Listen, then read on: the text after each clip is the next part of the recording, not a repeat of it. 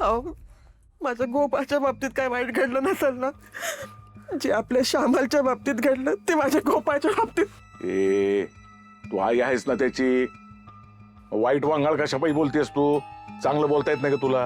हो, मी काय मनापासून बोलते बाई, हे माझ्या बी मनाला मनापासून यातना होते. तर काय माहित आपल्या घराला कोणाचा श्राप लागलाय की समजा कसं वंगाळच घडत चाललंय. शाप लागला होता तुझ्या त्या नकली गोपाळचा. आता जर का परत तो घरी आला नाही ना तर आपण सगळे शाप मुक्त हो असं समजा. त्याचा लागला दात, त्याचं मड गेलं मसनात लवकर, तो मुर्दाना मरल तेवढंच चांगलंय. ए म्हातारे, तर तुला कुठल्या शब्दात सांगू म्हणजे तू गप राहशील? हा, वाईस गप राहा जरा. मी नाही बसणार.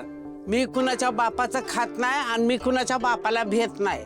मला जे दिसतं ना ते मी बोलणार. तुम्हाला डोळा असून दिसना झालं या. तो भामटा आल्यापासून ही सगळं घडतंय.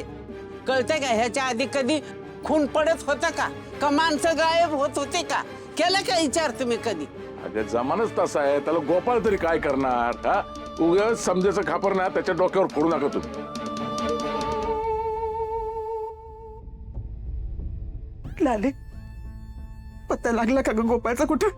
नाही ना आत्याबाई, सगळीकडे हुडकलं पण कुठंच नाही गावलंय. मला पण आता ह्यांची काळजी वाटायला लागली. हे ठीक तर असतील ना? यांना काही झालं तर नसेल ना? अरे तो पळून गेलाय, मी आला नाहीये. उगाच गळ काढू नका. आणि तो काय बारकाय होय हरवायला? चांगला जाणता गडी आहे तो. जेव्हा त्याला वाटल तेव्हा तो येईल परत. असेल इथंच कुठंतरी. काय माहिती इथंच आहे कुठं का पोलिसांच्या हातावर तुरी देऊन पळून गेलाय ते. म्हणजे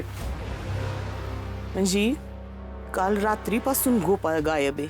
ती जामकर जी म्हणत होतं ती खरं नसेल कशावरून.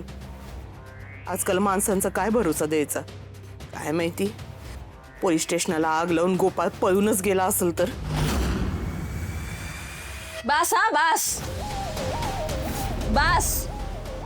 आता परत जर जीप टाळायला लावली आणि ह्यांच्याबद्दल वाईट साईड बोलला, नको नको ते आरोप केले ना, तर तुम्ही हाय आणि मी हाय.